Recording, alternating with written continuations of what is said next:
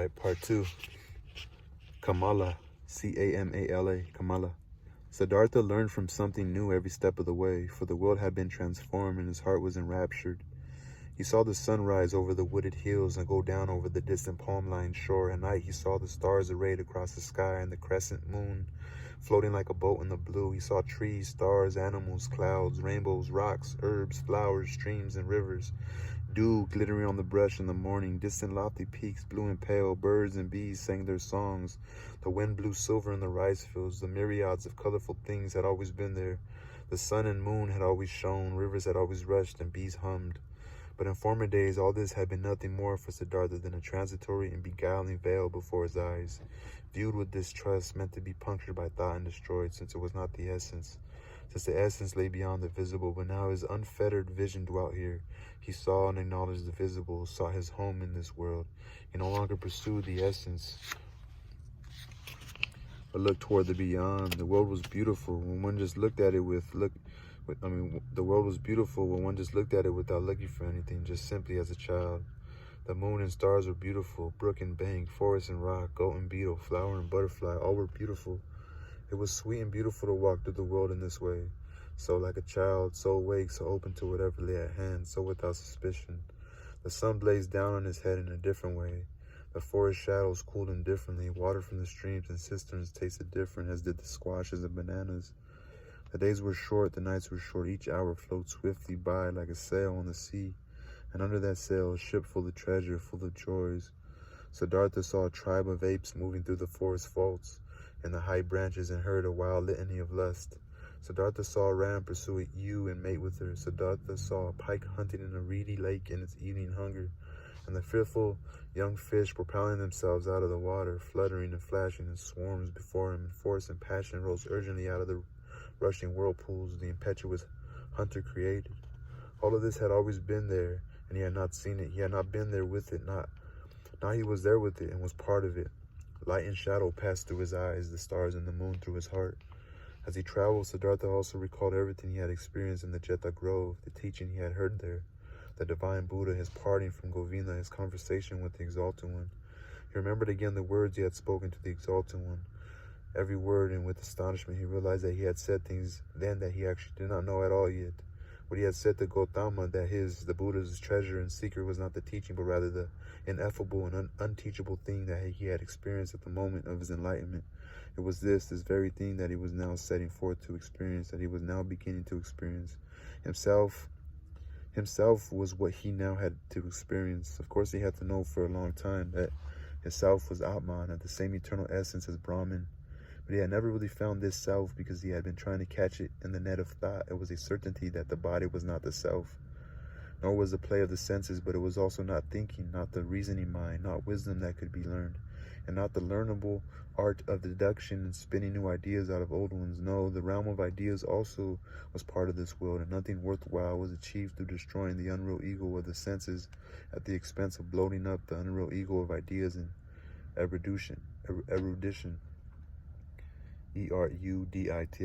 Both of them, ideas and the senses, were fine things. Behind both of them, the ultimate meaning lay hidden. Both were worth heeding. It was worth playing with both of them, neither despising nor overrating them. The secret voice of the inmost essence could be overheard in both of them. He wished to strive for nothing, but what the voice commanded him to strive for, stay nowhere but where the voice counseled.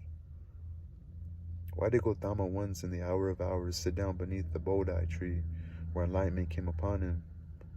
He had heard a voice in his own heart, which commanded him to seek rest under this tree, and he had not opted instead for austerities, sacrifices, baths, or prayer, not for eating or drinking, not for sleep or dream. He had obeyed the voice, obeying in this way, not an outer command, but only the voice. But to be ready to do that was good, was necessary. Nothing else was necessary. One night, sleeping in the straw hut of a ferryman by a river, Siddhartha had a dream. Govinda stood before him in a yellow ascetic's robe. Govinda looked sad, and sadly he asked, "Why have you abandoned me?"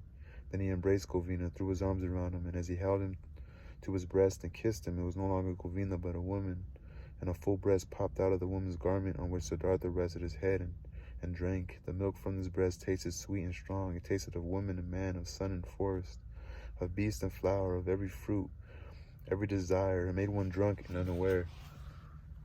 I have a daughter, and breast milk, it tastes really good. When Siddhartha awoke, the pale river glimmered through the door of the hut. And in the forest, deep and melodious, sounded the dark hooting of an owl. With the coming of the day, Siddhartha asked his host, the ferryman, to take him to the other side of the river. The ferryman took him across the river on his bamboo raft. The sun shone ruddy on the broad waters in the morning light. "That's a beautiful river," Siddhartha said to his companion. "Yes," said ferryman, "a beautiful river. I love it more than anything. I have often listened to it speak, often looked it in the eye, and I've always learned from it. One can learn a lot from a river."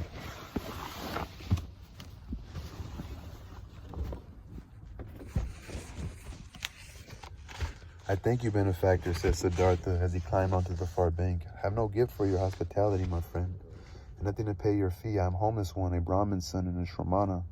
"I saw that clearly enough," said the ferryman. "I wasn't expecting any fee from you, nor a gift for my hospitality either.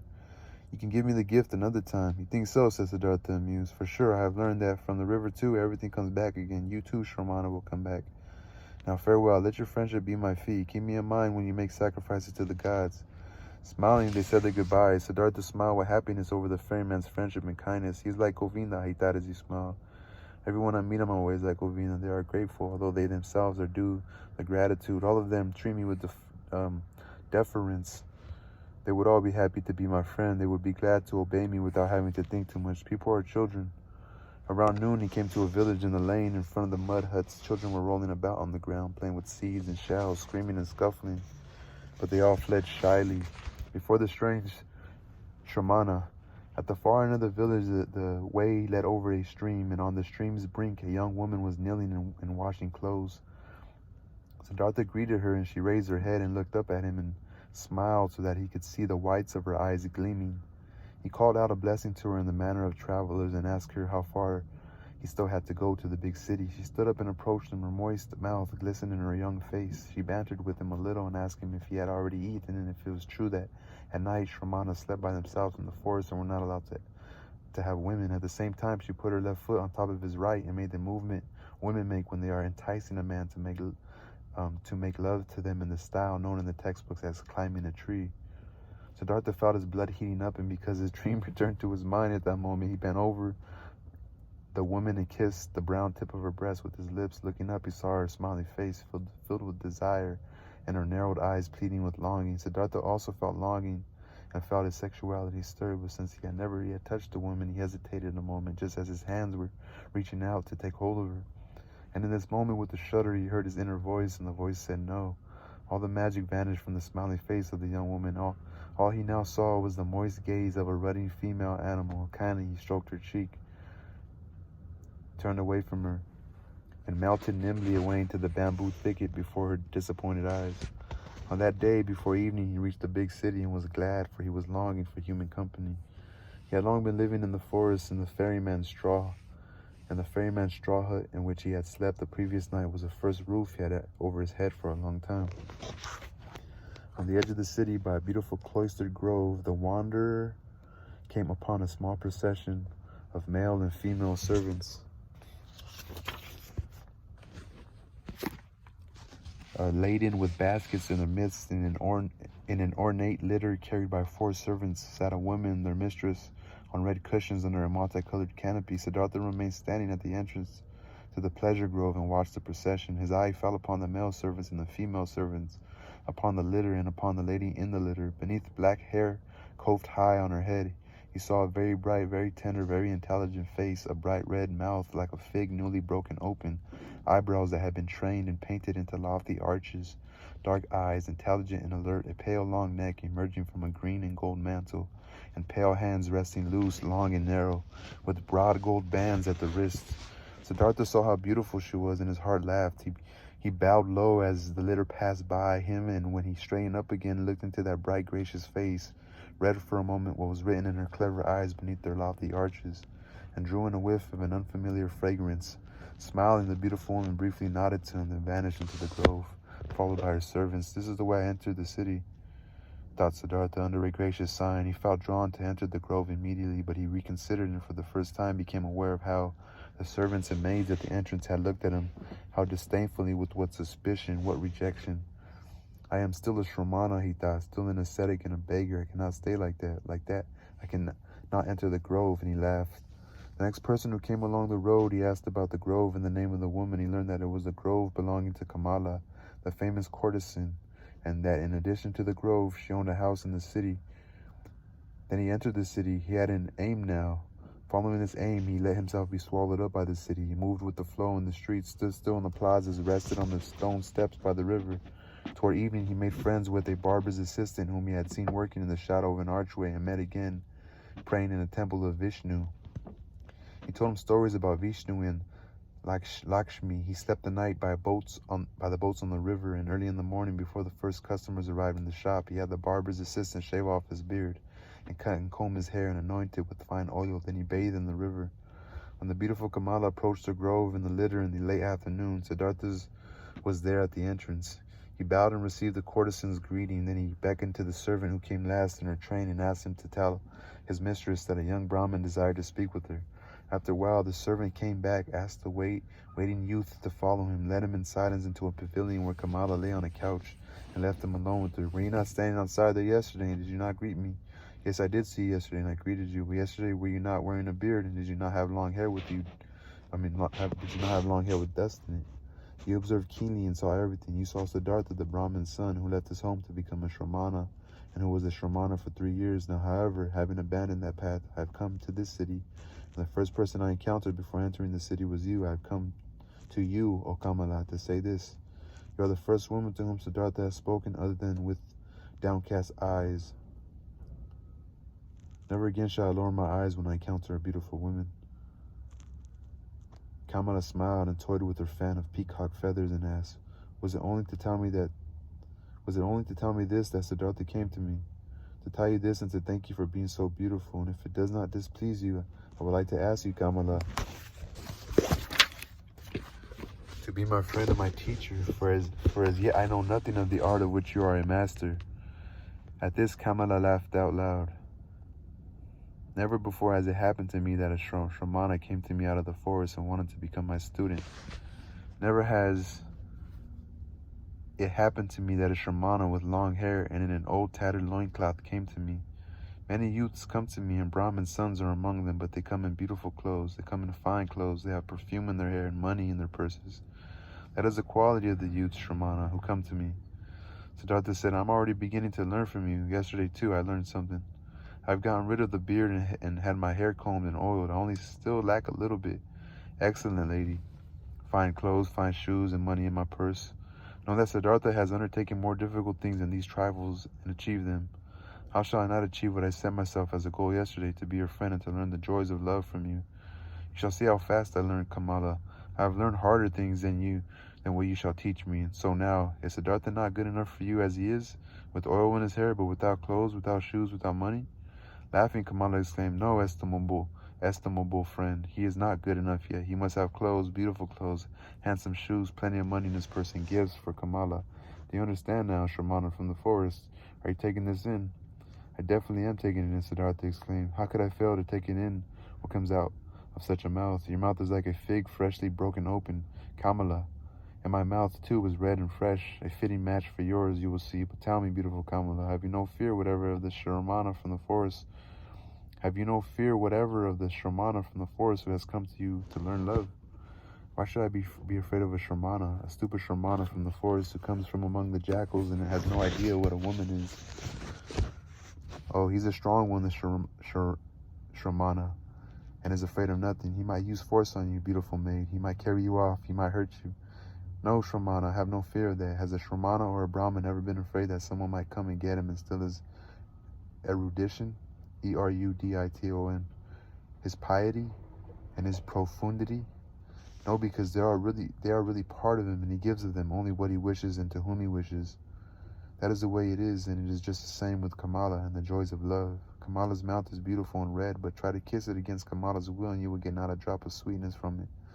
Though it is capable of imparting so much sweetness, you are a fast learner, SIDDHARTHA, so learn this too. You can beg love, buy it, receive it as a gift, or find it on the street, but you cannot steal it. That is a misguided approach you have come up with there. No, it would be a shame for such a handsome young fellow to grab the wrong end of the stick like that. SIDDHARTHA bowed with a smile. It would be a shame, Kamala. How right you are. It would be a terrible shame. No, I shall not lose one drop of your mouth's sweetness, nor you of mine. No, let's leave it at this. SIDDHARTHA will return when he has what he has now. SIDDHARTHA will return when he has what he is now lacking, clothes, shoes, and money. But say, gracious Kamala, can you not spare me a little advice? Advice? Why not? Who would not want to give a poor, ignorant Shramana who comes from the jackals in the forest a piece of advice? So then, dear Kamala, advise me, where should I go to find those 3 things the fastest? Friend, that is the thing many people would like to know. You must do what you have learned to do and get money and clothes and shoes for it. There is no other way for a poor man to get money. What can you do? I can think, I can wait, and I can fast. Is that all? That is all. No, I can also compose poetry. Will you give me a kiss for a poem? Yes, I will. If I like the poem, how does it go? After thinking for a moment, SIDDHARTHA recited the following verse. Into her shady grove passed the beautiful Kamala. At the entrance to the grove stood the sun-browned Shramana. Seeing this lotus blossom, he bowed low. Kamala repaid him with a smile, and the youth thought, sweeter than offering to the gods, his offering to the beautiful Kamala.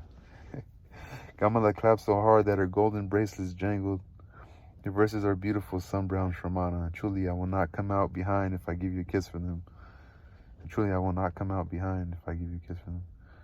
She drew him to her with her eyes. He lowered his face to hers, and he laid his mouth on that mouth that was like a fig freshly broken open. Kamala kissed him for a long time. With profound astonishment, SIDDHARTHA felt her teaching him, felt her wisdom, felt her control, rebuffing him, luring him on, and he felt that behind this first long kiss, a long, well-ordered, well-proven series of kisses awaited him, each different from the others. Breathing deeply, he remained standing there, and at this moment he was like a child, bewildered by the abundance of knowledge and the things worthy of learning that had been revealed to him. Your verses are beautiful, exclaimed Kamala. If I were rich, I would give you pieces of gold for them, but it would be hard for you to acquire as much money as you need with poetry, for you need a great deal of money if you want to be Kamala's friend. How you can kiss, SIDDHARTHA blurted out. Yes, so I can. That is why I have no lack of clothes, shoes, bracelets, and all manner of beautiful things. But what is to become of you? Is there nothing you can do besides thinking, fasting, and composing poetry? I also know the sacrificial liturgy, SIDDHARTHA said, but I do not want to chant it anymore. I also know magic incantations, but I no longer wish to pronounce them. I also know magic incantations, but I no longer wish to pronounce them. I have read the scriptures. Enough, Kamala interrupted. You can read and write. I can certainly do that. A lot of people can. Most people cannot. I cannot do so myself. It is very good that you can read and write. Very good. And the magic incantations, you will be able to use those too. At this moment, a servant woman came running in and whispered a message in her mistress's ear. I have a visitor coming, said Kamala. Be gone at once, SIDDHARTHA. No one must see you here. Do you understand? I shall see you again tomorrow. She ordered the maid to give the pious Brahmin a white outer robe. Before he knew what was happening to him, SIDDHARTHA found himself being pulled away by the maid and led by a circuitous route to a shed in the garden. He was given a robe, led into the bushes, and emphatically warned to vanish immediately and unseen from the grove.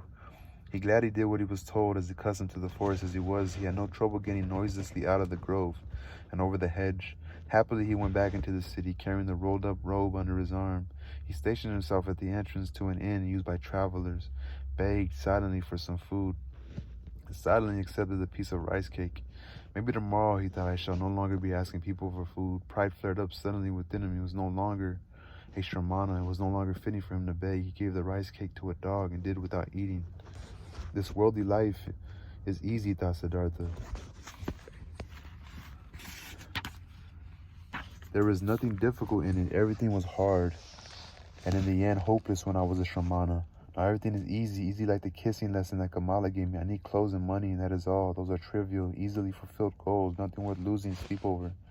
He had long since learned the location of Kamala's house in the city. The following day, he appeared there. Things are going well, she told him. You are expected at Kamaswami's house. He is the city's richest merchant. If he likes you, he will take you into his service. Be smart, sun-brown Shramana. I've had other people tell him about you. Show him your good side. He is very powerful, but do not be too humble. I do not want you becoming his servant. You have to become his equal, otherwise I will not be happy with you. Kama Swami is starting to get old and complacent. If he likes you, he will trust a lot of his business to you.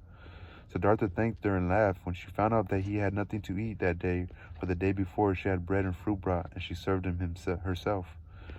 You have been lucky, she said in parting. One door after the other is opening for you. Why is that happening? Have you worked some magic? SIDDHARTHA said, yesterday I told you I knew how to think, to wait, and to fast. And you thought these were skills, but they are worth a lot. Kamala, you will see that the stupid shramanas from the forest learn a great deal and can do a lot of excellent things that you all cannot do. The day before yesterday, I was still an unkempt baker, but yesterday I had already kissed Kamala. Soon I will be a merchant, have money, and all those things you think valuable. Well, yes, she admitted, but where would you be without me? How would things be with you without Kamala's help? Dear Kamala, said SIDDHARTHA, pulling himself up to his full height. When I came to see you in your grove, I was taking the first step. It was my intention to learn love from this most beautiful of women. From the very moment that I formed this intention, I also knew that I would carry it out. I knew that you would help me. With the first look you gave me at the entrance to the grove, I knew it already. And if I had not been willing, you were willing. See here, Kamala. When you throw a stone into the water, it falls quickly by the fastest route to the bottom of the pond. This is the way it is when SIDDHARTHA has an aim, an intention. SIDDHARTHA does nothing. He waits, he thinks, he fasts. But he passes through the things of the world like the stone through the water without steering himself. He is drawn forward and he lets himself fall. His goal draws him to it, for he lets nothing enter his mind that interferes with the goal. That is what SIDDHARTHA learned from the shramanas. That is what fools call magic, thinking that it is brought about by demons. Nothing is brought about by demons. Demons do not exist. Anyone can do magic. Anyone can reach his goals if he can think, wait, and fast. Kamala heard him out. She loved his voice. She loved his gaze. Maybe it is as you say, she said softly, but maybe it is also the case that SIDDHARTHA is a good-looking man. That women like the way he looks at them, and that is the reason good fortune comes his way. With a kiss, SIDDHARTHA took his leave. May it be as you say, teacher. May my eyes glance ever please you. May good fortune ever come to me from you. May my eyes glance ever please you. May my eyes glance, like, may the glance from my eyes ever please you. May good fortune ever come to me from you. That was the end of that chapter, Kamala.